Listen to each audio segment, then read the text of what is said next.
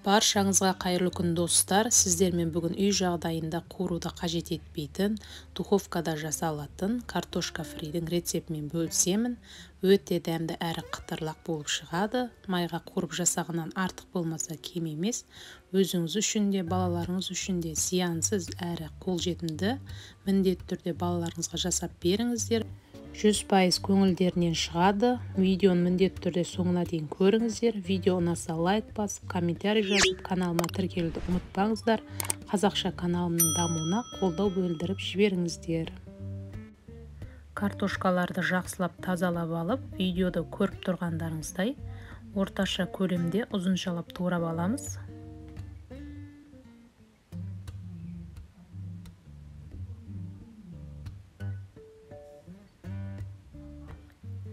Енді картоптарымызды 1 сағатқа салқын суға салып қойып қоямыз.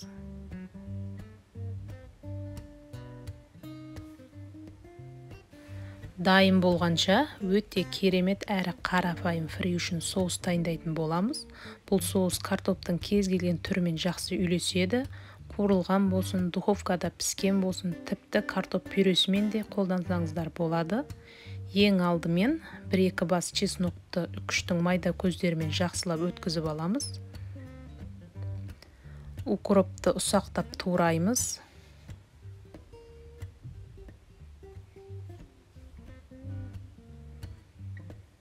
Тұздалған қиярды үкіштің майда көздерімен өткізіп аламыз. Енді 200 грамдық 20% қаймағымызға барлығын қосып, жақсылап араластырып аламыз.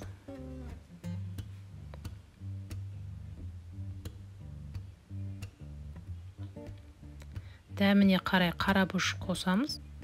Тұз қосудың қажеті жоқ, себебі біздің қиярымыздың тұзы жеткілікті болады.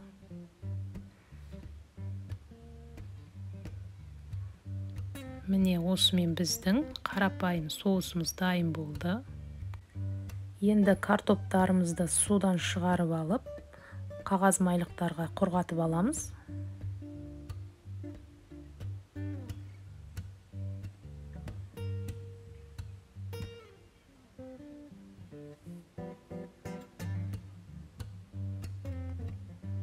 Картоптарымызды араластыруға ыңғайлы шұңғыл ыдысымызға салып, үстінен 1 қасық ұн, 1 чайный ложка паприка, 1 чайный ложка сушеный чеснок, дәміне қарай тұз, аздап қарабұрыш, 1,5 ас қасық сұйық май қосып, барлығын жақсылап араластырып аламыз.